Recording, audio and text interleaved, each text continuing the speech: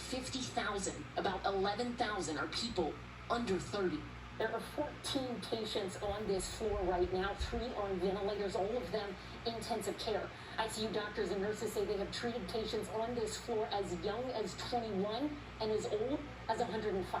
One of our patients that was the sickest for the longest period of time and had gone through so much.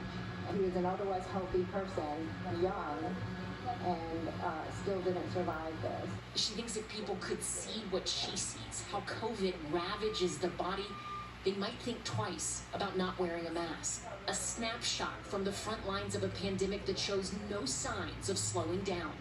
Ellison Barber, NBC News, West Columbia, South Carolina. As the outbreak soars in the U.S., Europe, which has essentially banned American travelers, is returning to a semblance of normalcy. Richard Engel on what Europe did right and what the U.S. could learn from it. U.S. is hitting record COVID cases. Europe is getting back to business. Despite a few targeted closures in hotspots, Europe appears to be over its first wave. The United States clearly is not. The numbers tell the story. This graph shows how Europe and the U.S. both faced an initial surge in coronavirus cases. But then Europe crushed the curve to where it's now well below the U.S. and stable, while the U.S. vacillated, lost time, and eventually flattened the curve, only to see cases skyrocket in June. But why?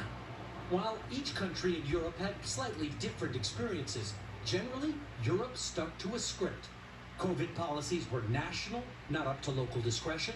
The science was never politicized. Mask wearing was widely accepted, not seen as an affront. Closures were enacted quickly and lifted slowly.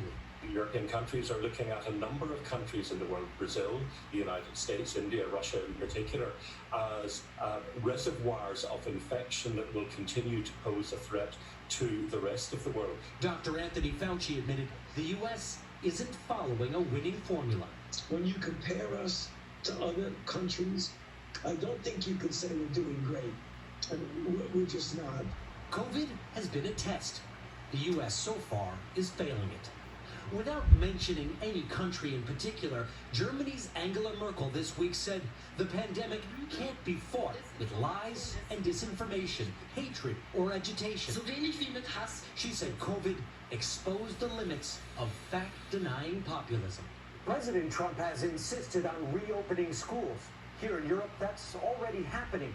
But most countries waited until they flattened the curve before bringing students back. Lester? Richard Engel tonight. Thank you, Richard. And with the COVID outbreak